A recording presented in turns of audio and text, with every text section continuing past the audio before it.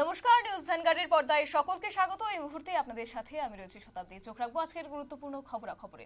মহাত্মা গান্ধীর শহীদদান দিবস আর শহীদদান দিবস উপলক্ষে আজ আগরতলা শহরে দুর্গাবাড়ির সামনে পথচলতি মানুষদের মধ্যে নারায়ণ সেবা করা হয় ইন্টারগেটেড ইউথ অফ ত্রিপুরার উদ্যোগে।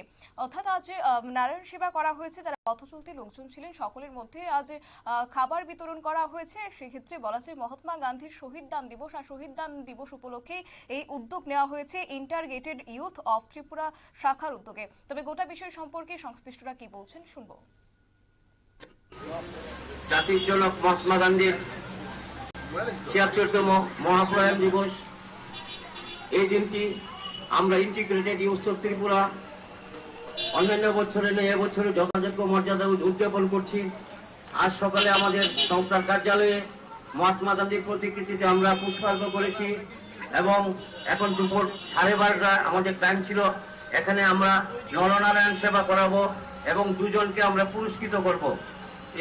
এই পর্যায়টা শেষ হয়ে গেছে। আমরা নরনারায়ণ সেবা এখনই শুরু করছি এবং তারপর সন্ধ্যা 6টায় আমরা মহাত্মা গান্ধীর পাদদেশে অর্থাৎ সার্কেটা অবস্থিত মহাত্মা গান্ধীর মূর্তির পাদদেশে আমরা প্রদীপ প্রজ্বলন করব।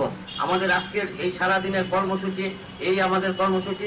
এখন নরনারায়ণ সেবা শুরু হবে এবং নরনারায়ণ সেবার সঙ্গে সঙ্গে আমরা কিছু শীত বস্ত্র এনেছি, এগুলি আমরা দেব। সবাইকে ধন্যবাদ। আপনারা শুনলেন সংশ্লিষ্টদের বক্তব্য। আজ ৭৬তম জাতির জনক মহাত্মা গান্ধীর ৭৬তম প্রয়াণ দিবস। আর প্রয়াণ দিবসকে সামনে রেখে আজ ইন্টারগ্রেটেড ইউথ অফ ত্রিপুরার উদ্যোগে প্রথমে কার্যালয়ের সামনে তারা পুষ্পার্ঘ্য অর্পণ করেন, মহাত্মা গান্ধীর প্রতিকৃতিতে পুষ্পার্ঘ্য অর্পণ করেন। পরবর্তী সময়ে নারায়ণ সেবা আগরতলা শহরের দুর্গাবাড়ির সামনে নারায়ণ সেবা করা হয়েছে। যারা পথচলতি লোকজন ছিলেন পাশাপাশি তাদের উদ্যোগে আজ বিকেলে প্রদীপ প্রজ্বলন করা হবে। সার্কিট হাউস স্থিত মহাত্মা গান্ধীর পাদদেশে আজ প্রদীপ প্রজ্বলন করবেন। পাশাপাশি তারা দস্তুদের মধ্যে শীত বস্ত্র বিতরণ করবেন।